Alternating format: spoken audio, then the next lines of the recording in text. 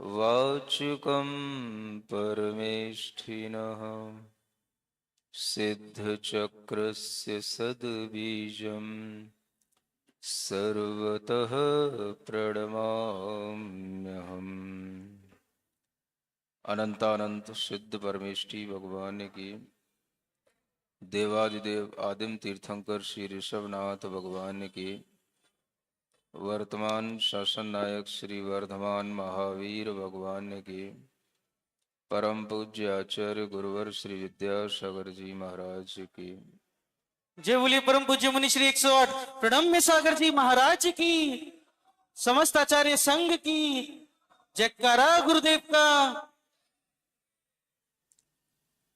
आचार्य समंतभद्र महाराज द्वारा विरचित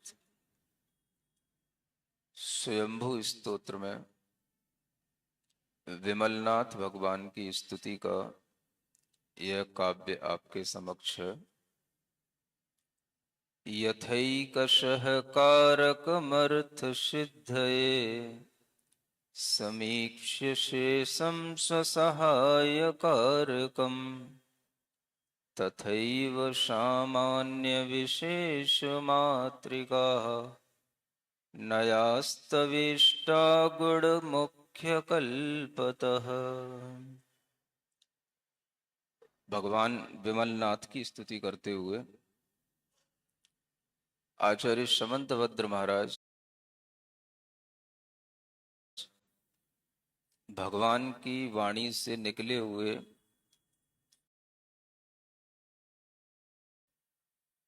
तत्व ज्ञान से प्रसन्न होकर उस तत्व ज्ञान की ही प्रशंसा करते हुए भगवान की स्तुति करते हैं। तीर्थंकरों की द्वारा बताई गई वस्तु व्यवस्था में जब किसी न्यायविद को, किसी दर्शनाचार्य को संसार की वस्तु व्यवस्था स्पष्टतया प्रामाणिक रूप से ज्ञान में आने लग जाती है, तो वह ज्ञान जिससे प्राप्त होता है उसके प्रति उसकी भक्ति और अधिक बढ़ जाती है।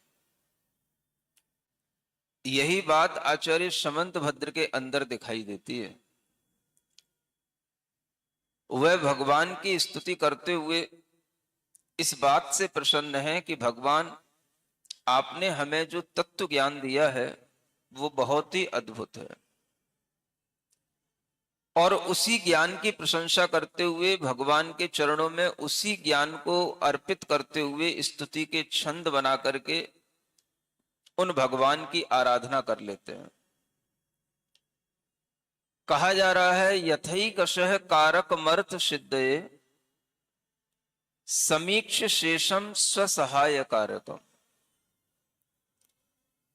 यथा माने जैसे, एकशः यानी एक एक करके, कारक अर्थ की सिद्धि के लिए होते हैं, पदार्थ की सिद्धि के लिए होते हैं या कार्य की सिद्धि के लिए होते हैं। समीक्ष शेषम स्वसहाय कारकम, जो ये कारक होते हैं ये अपने सहायक कार्य जो शेष बचे हुए हैं उनकी तरफ भी समीक्षा रखते हैं, उनको भी देख करके ये कार्य की सिद्धि में समर्थ होते हैं। कारक उसे कहते हैं जो क्रिया को करे। क्रिया जब भी कोई घटित होती है कारक के माध्यम से घटित होती है। कर्ता भी कारक होता है, करण भी कारक होता है और कर्म भी कारक होता है। अगर कोई क्रिया चल रही है तो उसमें सभी चीजों पर दृष्टि रखी जाती है। मानो आपको घट बनाना है तो घड़ा बनाने के लिए उसके लिए कर्ता भी चाहिए, उसके लिए करण भी चाहिए, और हमें घट बनाना है इस कर्म का हमारे लिए उद्देश्य भी चाहिए। तो आचार्य कहते हैं कि जब भी कोई कार्य होता है वह कार्य एक कारक से नहीं होता। एक कारक अनेक और शेष कारकों की अपेक्षा रखता है और उसी अपेक्षा रखने से वह कार्य की सिद्धि को कर पाता है। इन्हीं कारकों में दो तरह से समझाया जाता है। एक तो ये कर्ता, क्रिया, करण, कर्म कारक की तरह से हम कारक को समझते हैं, और एक उपादान कारक और निमित्त कारक की तरह आचार्य समझाते हैं। अगर उपादान कारक है तो वह भी निमित्त कारक की, सहायक कारक की अपेक्षा रखता है। सहायक कारक है वह भी उपादान कारक की अपेक्षा रख के ही कार्य को करने में समर्थ होता है। इस श्लोक में यह बात स्पष्ट रूप से कही गई है कि हे भगवान, कोई भी कारक होगा वह अपने सहायक शेष कारकों की अपेक्षा रख करके ही अर्थ की सिद्धि कर पाता है।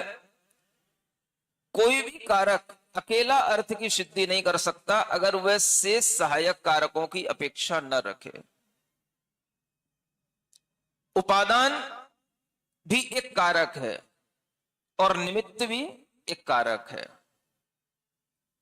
उपादान कितना भी बलवान हो, अगर वह निमित्त की अपेक्षा नहीं रखेगा तो वह कार्य की सिद्धि नहीं कर पाएगा। यह इस श्लोक में स्पष्ट कहा जा रहा है।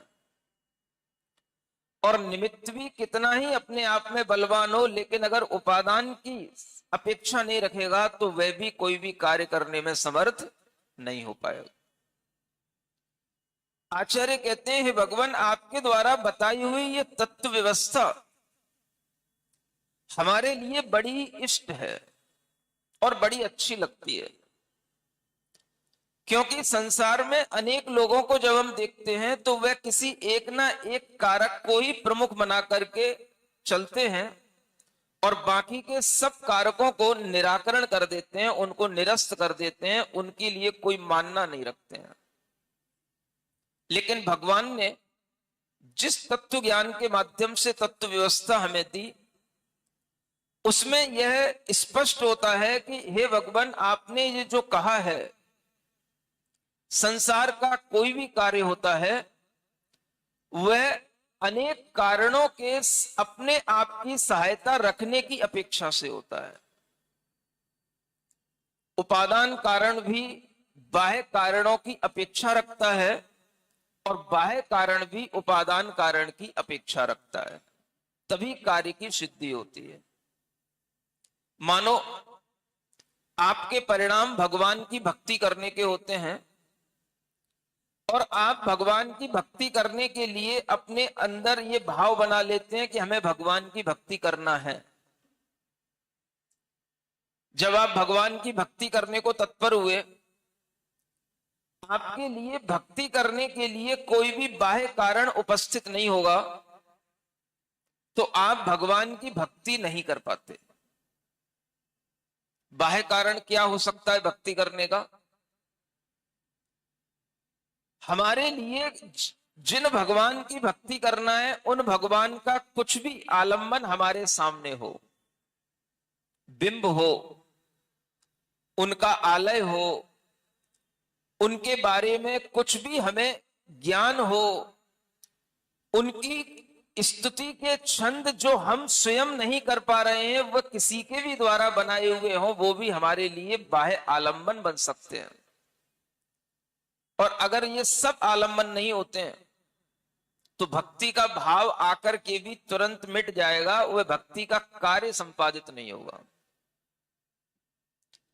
आपके उपादान में भाव आया कि हमें भगवान की भक्ति करना, लेकिन करने के लिए आपके पास में कोई भी बाह्य सामग्री नहीं, न आपके पास में बिंब है, न भगवान के आलय है, न कोई स्तुति के आपके पास छंद है, न आपके पास में भगवान के गुणों का गान करने का ज्ञान है, कुछ भी आपके लिए बाह्य आलंबन नहीं है और आप जो है भगवान की स्तुति करने के लिए तत्पर हुए तो आप वह कर ही नहीं पाए, क्योंकि आपको बाह्य कारणों का सहयोग नहीं मिला। सहयोग मिलता तो वह भीतर उत्पन्न हुआ भाव आपके उस बाहर की सहयोग के माध्यम से उस क्रिया को संपादित कर देता, भक्ति के कार्य को परिपूर्ण कर देता। इधर दूसरी तरफ ऐसा मान के चलो कि बाहर भक्ति के लिए बहुत सारे कारण हैं। अब दूसरी ओर से देखते हैं, उपादान में योग्यता आई, बाह्य कारण नहीं मिला, उपादान की योग्यता वहीं समाप्त हो गई। अब केवल बाह्य कारण की योग्यता आई। मान लो भक्ति के लिए आपको बिंब मिले, आलय मिला, स्वर मिले, छंद मिले, लेकिन आपके अंदर भीतर से भक्ति का भाव उत्पन्न नहीं हो रहा। नहीं समझ आ रहा? गाने के लिए म्यूजिक है, गाने वाला भी खूब तेजी से गा रहा है, लेकिन फिर भी आपके अंदर भीतर से भक्ति का भाव उत्पन्न नहीं हो रहा। आप बाहर से ताली भी बजा सकते हैं, उसके साथ गा भी सकते हैं, तब भी हम ये नहीं कहेंगे कि आपके अंदर भीतर से भक्ति का भाव उत्पन्न हुआ। जब बाहरी क्रियाएं करते हुए भी, बाहरी योग्यताएं होते हुए भी भीतर से हमारे मन में भक्ति का भाव नहीं आता, तो वह बाहरी कार्य भी हमारे उपादान की कमी के कारण से उस भक्ति के कार्य को संपादित करने में सफल नहीं हो पाता। सुन रहे हो ना? ऐसा भी होता है ना, कभी कभी ऐसा भी होता है, बाहर अनेक लोग अनेक तरह से भक्ति किया करते हैं, और भीतर अगर किसी के अंदर हल्का भी कहीं भक्ति का भाव छिपा हुआ रहता है, तो उन भक्ति के भावों को देख करके उसके अंदर भी भक्ति का भाव आ जाता है। उसने कभी भक्ति ना भी की हो तो भी वो देख करके करने लग जाता है, अगर उसके अंदर ये भाव है कि हाँ, भक्ति, प्रार्थना, स्तुति, आरती, इन सब से भी कुछ होता है। वो नहीं भी जानता होगा तो भी वह बाहर के भावों के साथ में जुड़ करके अपने भीतर एक भाव बना लेता है, अगर उसके अंदर योग्यता है तो। अनेक लोग आते हैं यहां पर, सुन रहे हो ना? यहां कोई स्पेशल वो लोग तो है ही नहीं कि जो रोजाना आने वाले हों, ऐसे तो गिनती के 4 लोग ही होंगे। सुबह शाम नए नए लोग आते हैं, और हर तरह के भावों को लेकर के लोग आते हैं। कुछ ऐसे भी लोग आते हैं जो यहां पर आएंगे, अगर मान लो शाम के समय पर भी लोग अलग अलग तरह के उपस्थित रहते हैं, भक्ति के भाव में यहां पर एक माहौल रहता है, लेकिन कोई अपने आप में ऐसा एटीट्यूड लेकर के बैठता है, मुझे कुछ नहीं करना, मुझे तो सिर्फ देखना है। मान लो भक्ति चल रही है, उसके अंदर कोई भाव उत्पन्न नहीं हो रहा है कि हम भी भक्ति में शामिल हो जाएं। कोई ऐसे भी होते हैं जो बिल्कुल अननोन है, कुछ भी नहीं जानते, लेकिन भक्ति को देख करके उनके मन के अंदर भाव आ जाता है कि हाँ, हमें भी भक्ति करना है। सुनते हो? अब वो जरूरी नहीं व्यक्ति वो आपके भारत का हो, जैनी हो, यहां तो दुनिया के लोग आते हैं। अब कल स्पेन के 2 लोग आए शाम के समय पर, और दोनों सामने आकर के यहां बैठे रहे बहुत देर तक।